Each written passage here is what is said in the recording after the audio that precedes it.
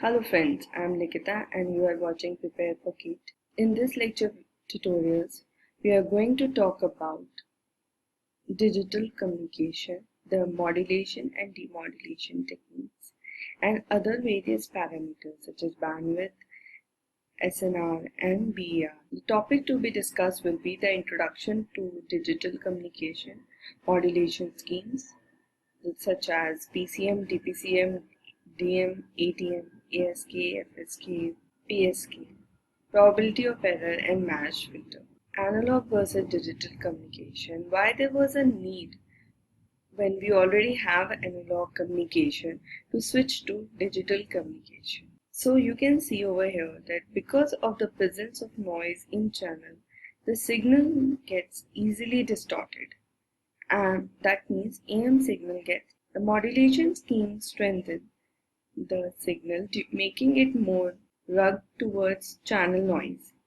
The signal is preserved as long as the noise and the distortion are within limits. Mostly in digital communication, we use regenerative repeaters, and in analog communication, we just use moreover and modulation scheme to strengthen the signal in the midway.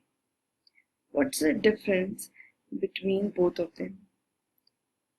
The devices used to strengthen the analog communication not only strengthens the signal but also the noise.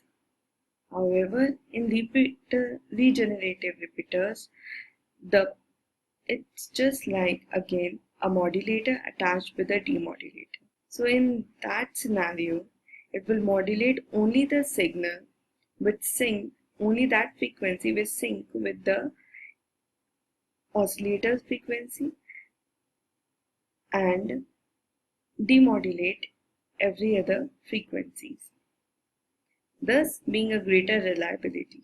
Analog messages such as photocopies, films lose quality to successive stage of reproduction.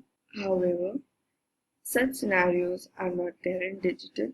Moving further, to represent a digital signal, there are numerous other line codes such as polar, unipolar, bipolar, split phase, Manchester.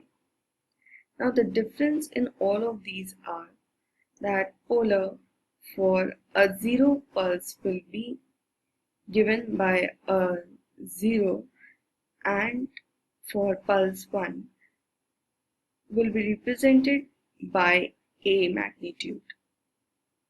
So if 1 have some magnitude A and pulse Z and 0 and non-polar are represented by A for pulse 1 and minus A for 0. For polar return to Z, we have the same pulses but for Tb/2 duration, and similarly rest for all.